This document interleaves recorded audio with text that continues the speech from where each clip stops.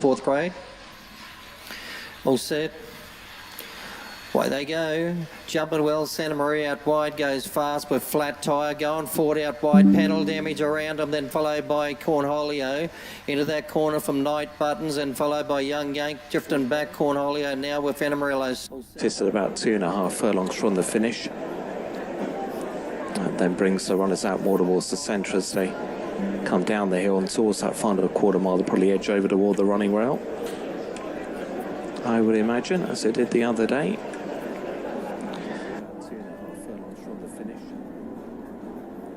And that brings the runners out more towards the centre as they come down the hill and towards that final quarter mile. Probably edge over toward the running rail, I would imagine, as they did the other day.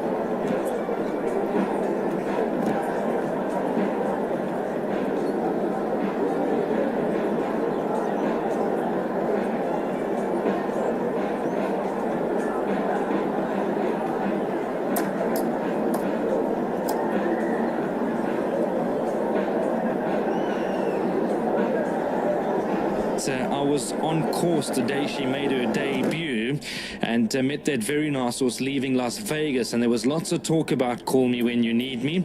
She's certainly come to the course with a reputation, and she's just been freshened up. She's been off the track now 66 days, and I thought that was a very good run behind Ripple Effect last time out. So yeah, she's got the class, she's got the ability. We'll just have to see. I mean, 2-year-old against older horses. I know Call Me When You Need Me will be turning 3 in the next few months, but nothing wrong with the way she came to the course today. I thought she looked very, very well. She's a lovely looking filly, this daughter of Master of My Fates, and I have no doubt that they're expecting her to go very close. I caught up with Keegan DeMello, and he was of the opinion that this was probably his next best after having that winner a bit earlier on. So yeah, Call Me When You Need Me definitely got an outstanding chance of winning race number 5. Samoa, look, she's been busy, but you did hear from Gavin Larena. Sean Patterson, who runs the operation up here for Bridges Sidolf, he does a fine fine job. He does keep them fit, he keeps them fresh. He went down to the start nice and quietly, did Samoa. You'll get an honest run. There's no doubt that you'll get some sort of a run from her this afternoon. She's been one of those.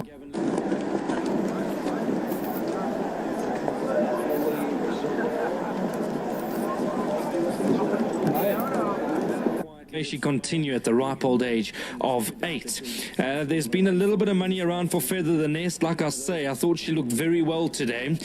Feather the Nest. Her last run wasn't bad at all. The run before that, she went down a short head behind Axel Collins.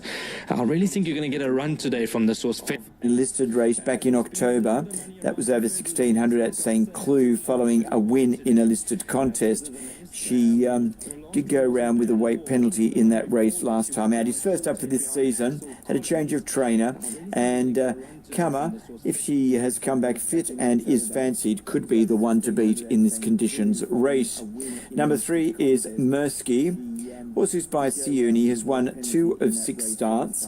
Now, her last win was in a Class 1 race at Longchamp at this time of the year 12 months ago. So over to 7 furlongs racing.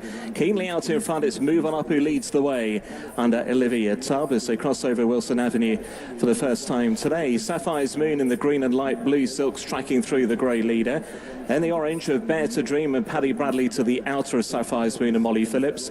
Length and a half back to Luxie Lou under Billy Knockland. At the back of the field is here Sadie under Aidan Keeley. They race now towards the final half a mile, and it's Move On Up who goes along out in front. Shows by the best part of a length and a half to Bear to Dream towards the outside of Sapphire's Moon. They're in second and third. Behind those in fourth is Luxie Lou, and then comes here Sadie drifting out towards the centre as they approach the cutaway point. Inside the final 2.5 furlongs. Move On Up about to be joined to the outside by Bear to Dream. Trying to come up with something now is Sapphire's Moon right in behind. Then came Luxie Lou in the red, and here Sadie's running on towards the outside. Is Bear to Dream. Sapphire's Moon trying to get through. Moving up, trying to find more toward the far side. Luxie Lou trying to finish along with the outside. Here's Sadie as they race inside the final half of furlong. Here's Sadie now joins in out wider. Goes by Bear to Dream, then Luxie Lou, and on the run towards the line. It's Here's Sadie under Aidan Keeley to win. Here's Sadie the winner. Tight there for second. Bear to Dream involved with Luxie Lou. Then Sapphire's Moon and Move On Up. Here's Sadie now joins in out wider. Goes by Bear to Dream and Luxie Lou. Under Aidan Keeley to win. Here's Sadie the winner. A 1600 metre conditions race for the 4-year-olds and above is the third event. 5, 3, 2 and 1. Number 5 is the selection, and that is Kama. Last time out ran second in a listed race back in October. That was over 1600 at St. Cloud following a win in a listed contest. She did go around with a weight penalty in that race last time out. He's first up for this season, had a change of trainer, and Kama, if she has come back fit and is fancied, could be the one to beat in this conditions race. Number 3 is Mersky. Horse who's by Siuni has won 2 of 6 starts. Now, her last win was in a Class 1 race at Longchamp at this time of the year 12 months ago. It's over 1850. Now, she's another one who is first up for this race, and is a third 2 starts ago in a listed company event before a 7th last time out in August at Deauville. Number 2, Shining Ocean, comes here on the back of a last start top-level handicap win at Chantilly on the 4th of May. 1600 metres was the journey. Same distance as today's race. Now, the horse has gone up in weight significantly, so they really either have to take this horse to a listed company event or find a conditions race like this. Good record overall, 6 wins, 5 of them have been over this journey. He's had the 18 starts over the mile trip for 5 wins and 6 minor placings. Number 1 in the race is Titanium, was actually supplemented for this particular event. Now, it does get the apprentice rider's claim. Did win 2 starts ago at this level at Fontainebleau over the 1600 before an 11th beaten 5 lengths last time out in a feature handicap at the end of May. 4 wins from 11 starts. All 4 wins have been over 1600. Has had the 7 starts over this journey for those 4 wins and 2 minor placings. 5, 3, 2 and 1 in an interesting race 3. In a feature handicap at the end of May. 4 wins from 11 starts.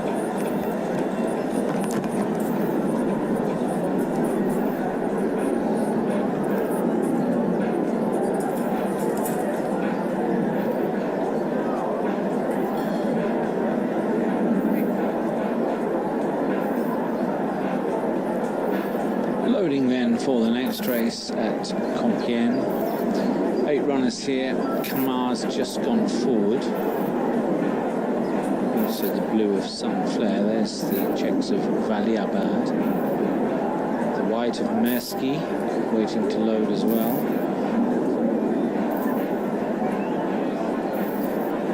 Baby Glory is in the stalls already in the grey silks. Shining Ocean waiting to go. So here's Sunflare. Sunflare forward.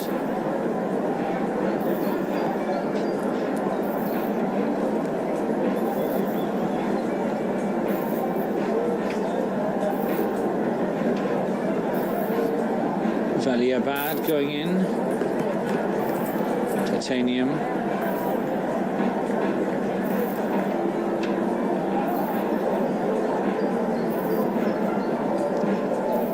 Lollywood to come forward.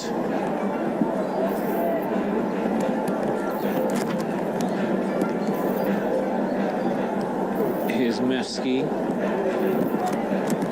Shiny Ocean then looking likely to be the last of the 8 runners to come in.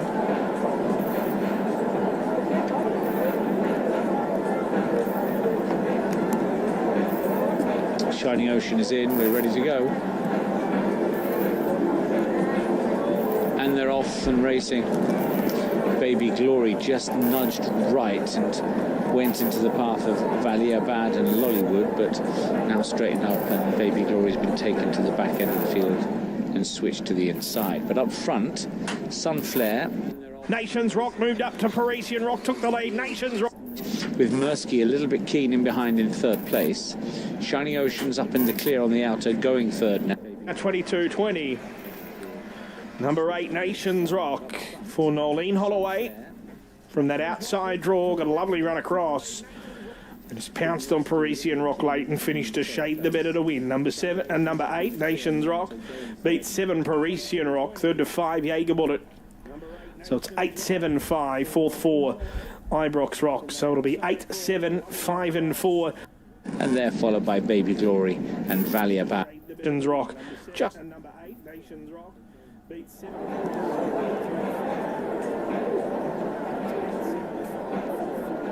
Titanium's in 3rd, now bustled along. Likewise Mersky, Lollywood trying to creep closer. Kamar's red jacket will be one to watch for. Seems to be closing in on them quite nicely now as they head for home. Sunflare's been headed. Shining Ocean joined immediately by Mersky, and here on the outside, Kamar waiting to pounce. Meanwhile, Lollywood on the far side finishing nicely as well. Mersky, Lollywood and Kamar, these 3 go on now. Mersky just in front from Lollywood and Kamar. Mersky not for passing. Mersky it is who is home. Lollywood 2nd, Kamar back in 3rd, and they were comfortably clear of Shining Ocean and the earlier leader Sunflare, who dropped back to 5th place. Christine done it. Royston French is still riding. Royston must be of a good age now. Let's just have a look and see what Royston French's record. Well, he's got 136 days actually since he last had a winner, and the last 5 seasons only had 8 wins from 400 rides. So struggles for wins nowadays. Christine Dennett trains. She's also got well over 200 days since last win. So it might just struggle. Toward the top of the market, we did look at Derek Shaw's run, the Tron. Derek, of course, does train locally, a place called Sprockton in Leicestershire. And the Tron's been pretty consistent, has to be said. He has won 3 of his 36 starts.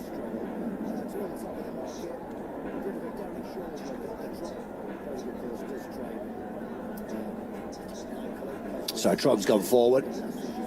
Do like the jockey as well, Morgan Cole. Claims at £7. Did 17 wins in the last 5 seasons. Might be a chance again on the favourite here. I know it's not very original, but it is hard to get away from it. Ben Curtis seen in the foreground. He rides at Liam Bailey's Quinart. And Quinart, he's had a bit of a quiet spell. He's not had that many runs actually. Then we got number 2, Stallone. Fame at Manor Brothers for Michael Dodds. Michael Dodds is another man who, of course, is very much one of the top trainers up in the north of England. Got to respect his runners in a winner last time. Dropped a long way down the weights, but finally managed to capitalise on that mark by scoring. Not the most consistent, but wouldn't be a huge shock if it was to record back-to-back victories. So I don't think there's many more to go in. Anthony is the man behind the mic.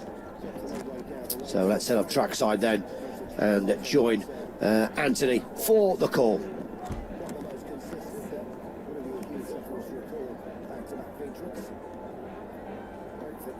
Although the blindfold went up under the jockey's face after Mutabahi's rider, Mark Wynne, tried to get the blindfold off.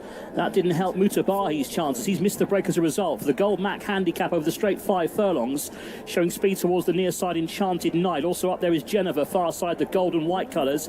Quanar is in the brown and light blue. Just off them in light blue is How You Doing as well. Far side, the purple and yellow of King of Europe is in company with Ecclesiastical in green and blue colours. The grey horse, the Tron, is stand side with Stallone towards the near side as well, trying to pick up the red headgear. Coming under pressure then behind those in the dark blue and yellow colours is Captain Corcoran. Under pressure too is Loveliest in the dark blue and white, but it's Geneva who's got the lead now, the favourite over on the far side, leads about 3 parts. The Tron on the stand side is giving chase. In between them is How You Doing. Stallone, the red headgear, is picking up as well. Inside the final half they go. Geneva trying to see it out. Stallone is the danger. Stand side for Fame at Mannerman. Stallone coming hard at Geneva. Geneva sticks the neck out. Stallone stand side close. Stallone and Geneva could go either way. Third the Tron and fourth was How You Doing. Close call, one for the judge next door. Yeah, indeed it is. Could go either way. Oh, I think Stallone's maybe just got there, hasn't it? 2 horse maybe denying Geneva. I think the Tron back in third. So a really close photo.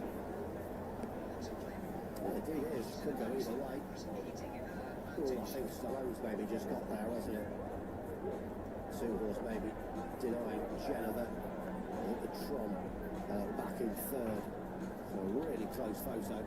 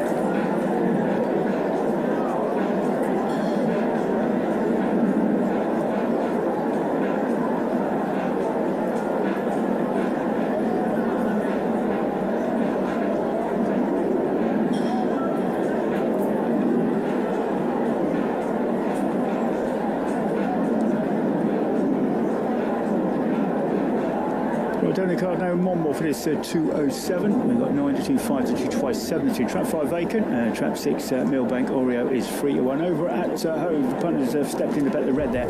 Elijah Sagar 2's into 7 to 4. Right, the box is Monmore. Favourite in 2, Waste Toast Rock. You said strong for the second bend. This one kept on well last time. Very well, in fact, because this one did quite a recent PB last time. In this grade, went off at 7-1 last time. 94 this time. Right, trap 5 vacant.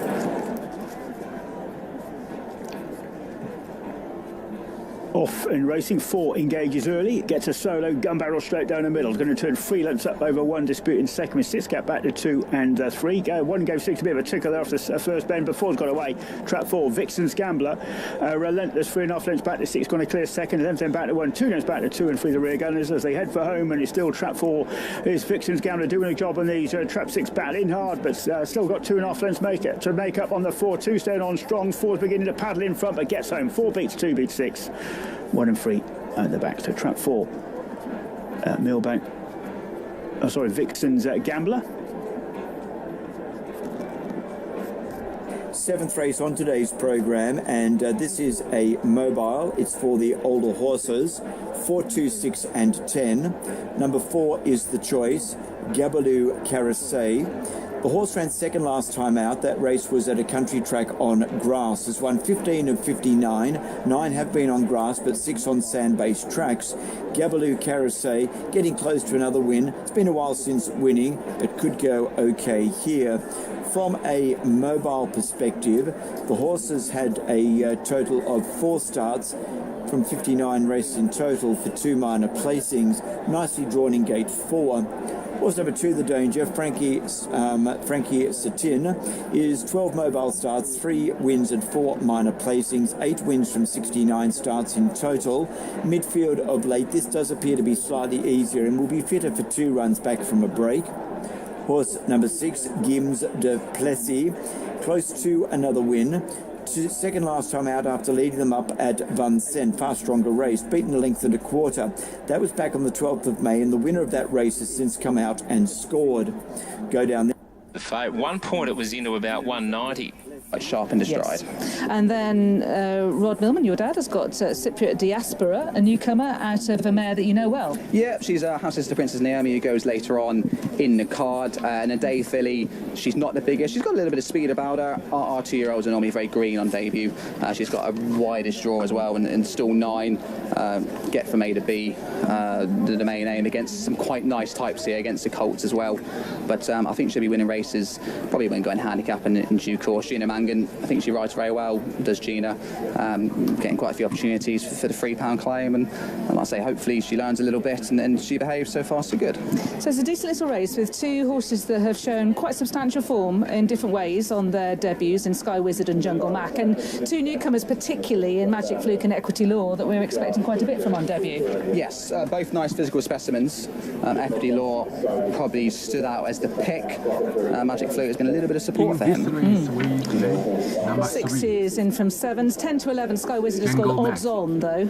Strong favourite. Equity Law is 4 to 1. Jungle Mac 11 to 2, and on the drift from 7 to 2. Magic Fluke, as I mentioned, 6s from 7s, 12 to 1, and upwards the rest. 3 non-runners, 1, 2, and 5 do not go. That leaves 7 for this first division of 2. We'll just see them going behind the start. We're a little bit behind the start time, partly probably to do with the antics of Nilafar. Actually, we should check out Nilafar. There she is in the background there. Number 10. Sorry, she isn't. Yeah, just number 10. Sneaked through there. The red hood still on. Yeah, she's very much looking as though the experiences is needed for the Charlton, their second junior of the year. Look at number 7, he's taken it all in his stride. I do quite like him, this Equity Law, son of Equiano. He was quite substantial, wasn't he? Yes, a nice bit of muscle about him as well. For the debut, if you're backing one first time on debut, I do like to see him a little bit more jig-joggy, a little bit more switched on. I think long term it's better to be like that for your debut because you're taking it all in, but you might just be a bit green against 2 with experience. I would imagine the Shannon horse has probably drifted. He had the red hood on and he was a little bit on edge, you could argue. I just wanted to underline your point that you made about Equity Law's family and the fact that although they're very fast, they're not precocious. No. But Dam didn't race at 2. There were some other significant horses. Desert Cop, for example, was unraced at 2. So they often end up being really speedy types, but they take their while to get there. Top Cop was the sharpest of the siblings so far, but she was August when she made her debut as a 2-year-old. The Grand Dam Speed Cop, she was a little bit sharper. She won in May as a juvenile and the St Hugh Stakes at Newbury, so there's a bit of, not a bit of speed, a bit of more precocity than some of the immediate siblings. Equiano might be a sharper enough sire as well. For me, best watched on debut. I wouldn't be having a bet, but I think physically he might emerge long term the best one at the moment. Just looking at them as a type, the breezer that never actually breezed, Magic Fluke. He was very professional in the paddock. A little bit of support for him early doors. I could see him running quite a nice race on his debut.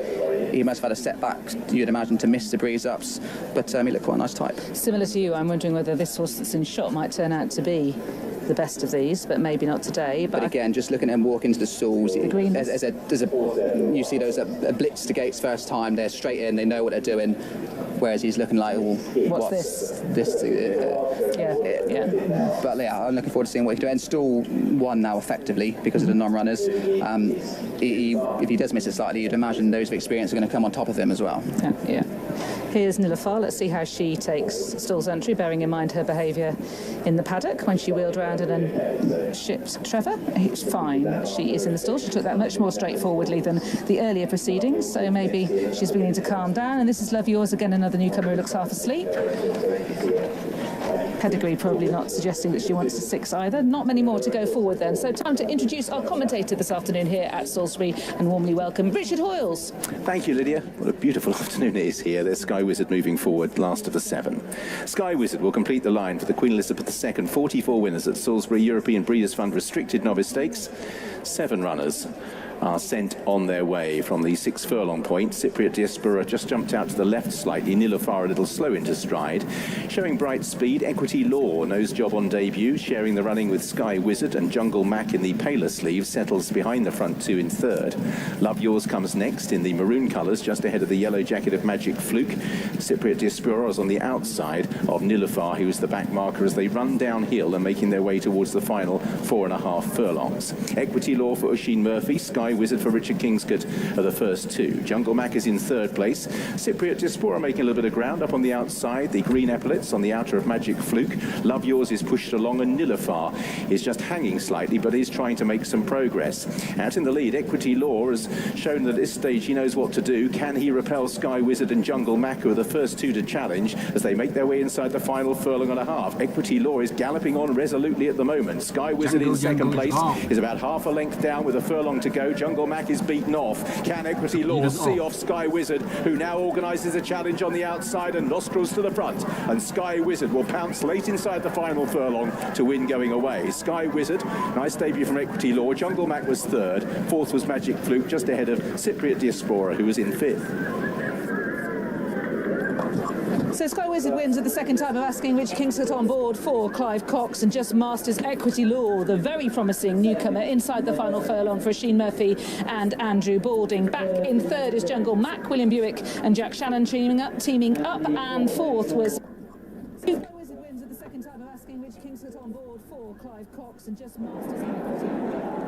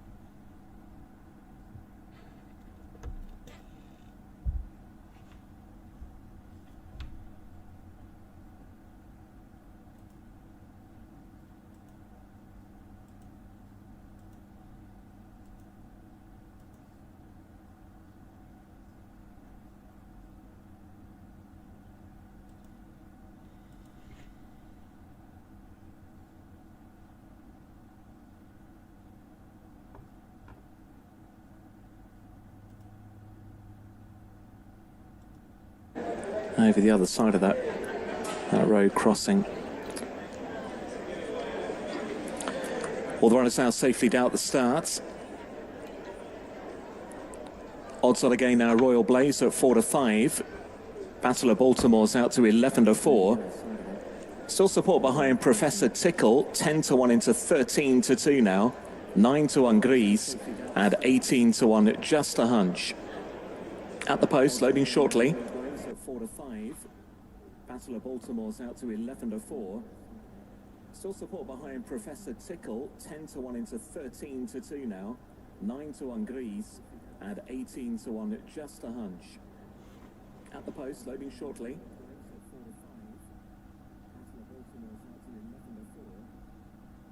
First in, Royal Blaze, stall number 1. Now Handers working with Battle of Baltimore.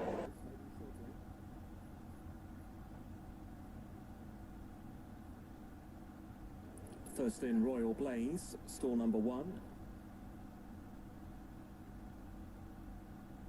Now Handers working with Battle of Baltimore.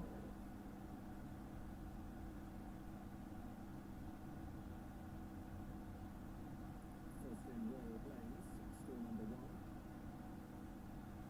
stall number 1. Now Handers working with Battle of Baltimore.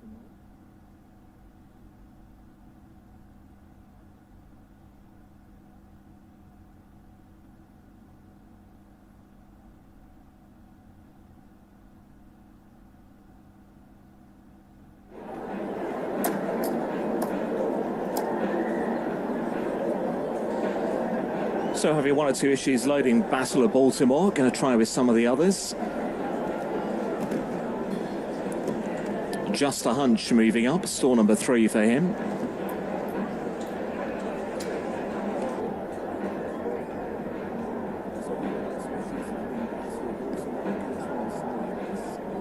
Just a Hunch is forward. Now moving up the grey filly Grease. She goes in. Now Professor Tickle. Thanks, Ailey. Professor Tickle about to work up. Might just try with the blindfold now. They have done with Battle of Baltimore. He's been a little bit on his toes down at the start. Let's see if the blindfold settles him down. Battle of Baltimore moving back up towards the stalls now, and this time he slots in very calmly. Set, and they're off. Racing away, 6 furlongs here for this 2-year-old maiden race. In the green silks, Professor Tickle is sharp from the gates, but also showing plenty on debut here is Just a Hunch in the purple and pink with a noseband under John Egan.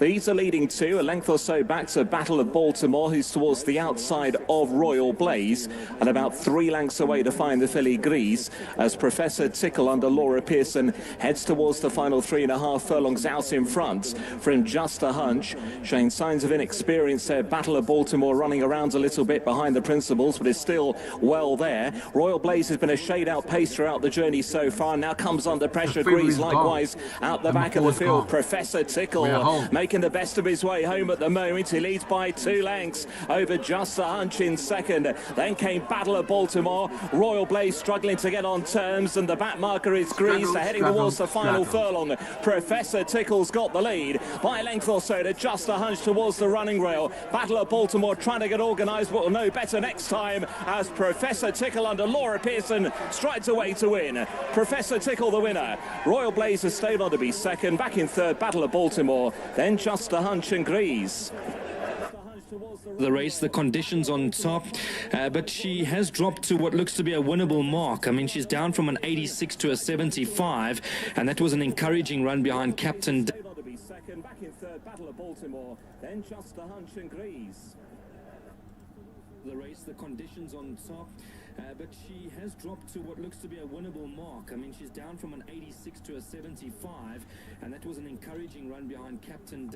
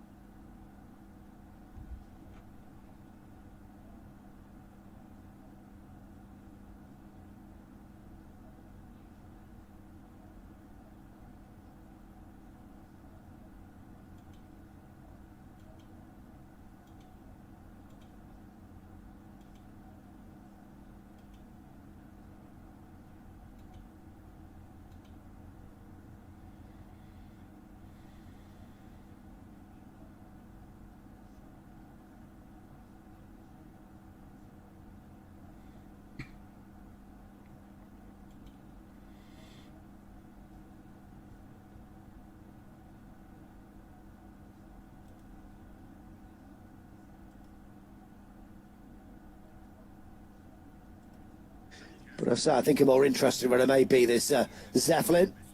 I think the run that certainly does catch the eye with his second on the Peter at Newcastle back in March, where he managed to split a couple of useful stars, should I say.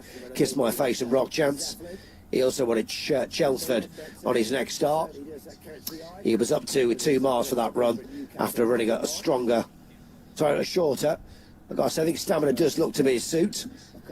And that run definitely was no fluke. And that's been backed up by a very good time figure as well. So at a big price then, the 11 horse definitely got a chance. Since that run into Southall, she has had 3 turf starts, all well below that form. But there have been excuses, soft ground, blinkers which didn't help, run over hurdles last time, which wasn't of a big price, but back to the Peter and off a £2 lower mark than at Newcastle. This ever could well see her bounce back to a little bit of form. So they're the top 2 then in the market, in the betting, although Bond Spirit is also coming for some support. Trained by Lewis Allen, Dylan Hogan on board. She has gone 36 days since she last had a winner. Probably would have been this horse, actually. To be fair, she's only had 2 runners in the last 14 days. She's a pretty small operation. But Bond Spirit, only the 12 starts, and he has been successful in 2 of them. Probably would have been this horse, actually.